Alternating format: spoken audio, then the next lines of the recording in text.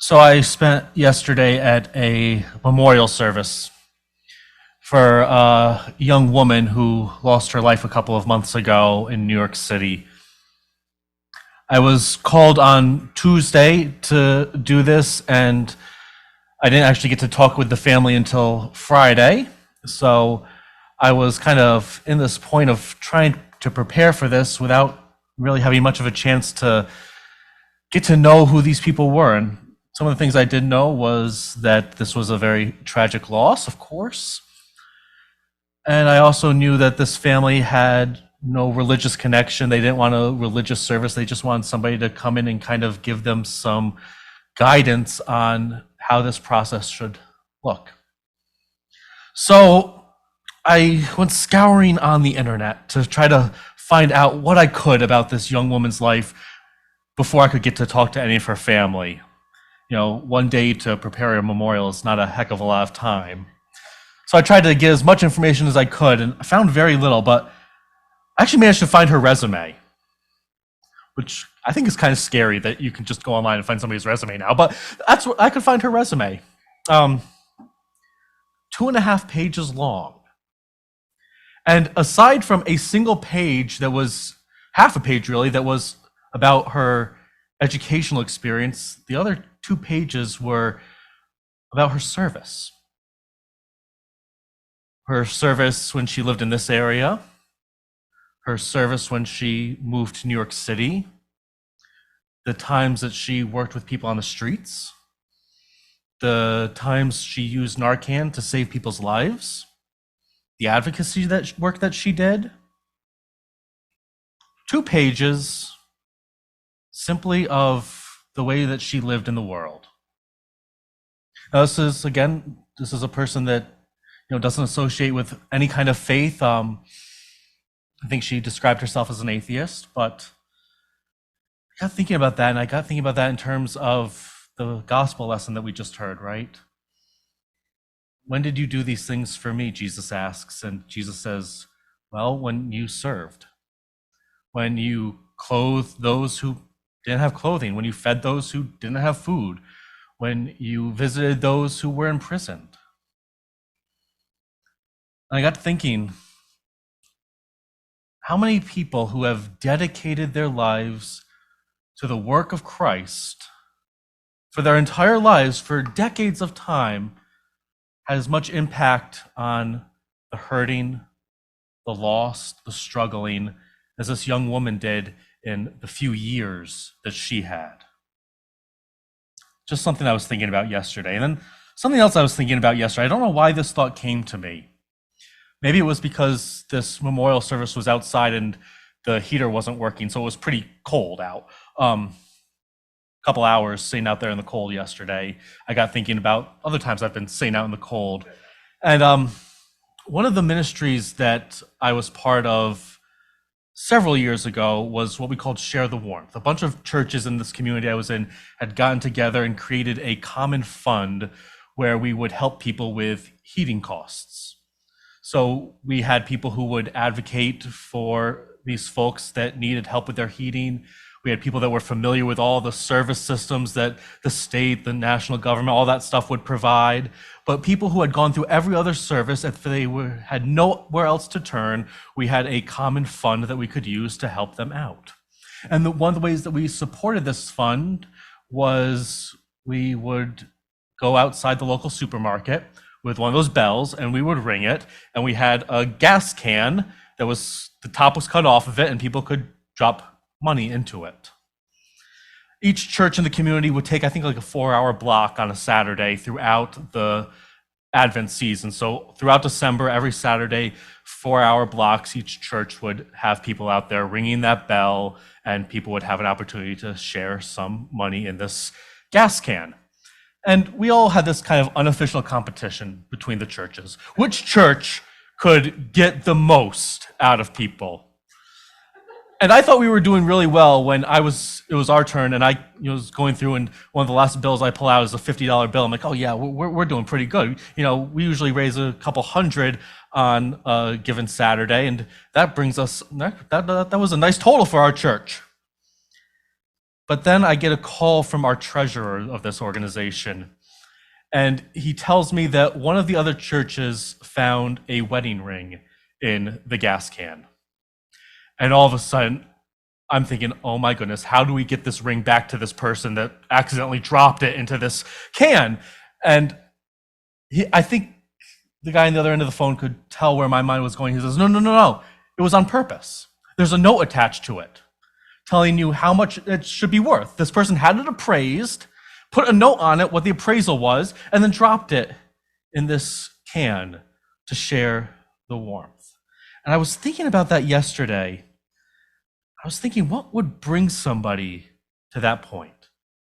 And honestly, I couldn't think of a scenario where there wasn't some kind of pain involved. Whether it had been death or divorce, whether it had been, theirs or a loved one's ring. I couldn't think of a scenario. Maybe there is one, but I couldn't think of one where there wasn't pain involved in that act. Yet in the midst of that pain, they do something that's going to bless someone else. Where do we find God? One of the things that Scripture shows us is that God shows up where we least expect to find God. We find that theme throughout the Hebrew Scriptures, but we find it, like a bright shining light in the Gospels.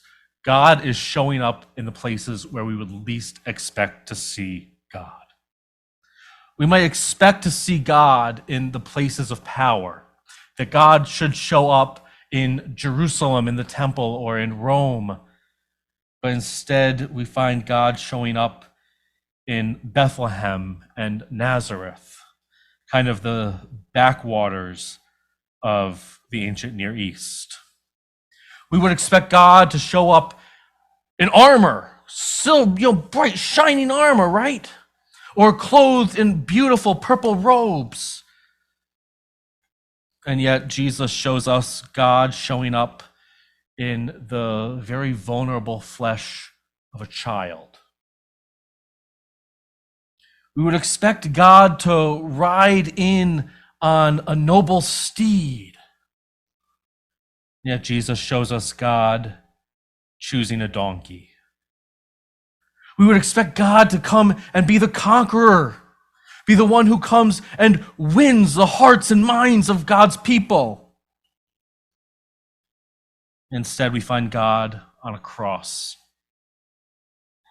We would expect God to be powerful, all powerful, even if we would say. And yet God shows us weakness. God shows us what it looks like when we get rid of our power. Jesus shows us that God shows up sometimes where we would least expect it. We also discover that God has this way of turning a hurt into a grace. And I've thought about these two things, God showing up where we least expect God to show up, and God turning a hurt into a grace. And I thought about it in relationship to those two stories I told you. One of a young woman who goes onto the streets of New York City to serve those who have no one else to care for them, those who are addicted, those who are homeless, those who have nowhere else to turn. I wonder if that's the kind of place God would show up to, maybe where we would least expect to see God. And I thought about God turning a hurt into a grace. Someone taking the symbol of love, the symbol of marriage, maybe that they had carried around for years, and offering it to help somebody else. I thought about those two things in relationship to our gospel reading today. When we show up in those places of hurt, when we show up in those places where we don't expect God to be, sometimes that's exactly where God shows up too. The other thing that struck me, and I mentioned this a little bit earlier, was the surprise that Jesus shares. That Jesus talks to two groups. One group, he says, you served me all along, and they're surprised and say, when? When did we serve you? And Jesus said, when you do it to the least of these, you've done it to me. And then the other group, Jesus says, you're cursed because you didn't serve me. And they say, Jesus, when didn't we serve you? And Jesus says, when you didn't serve others, you didn't serve me. I was struck by the surprise.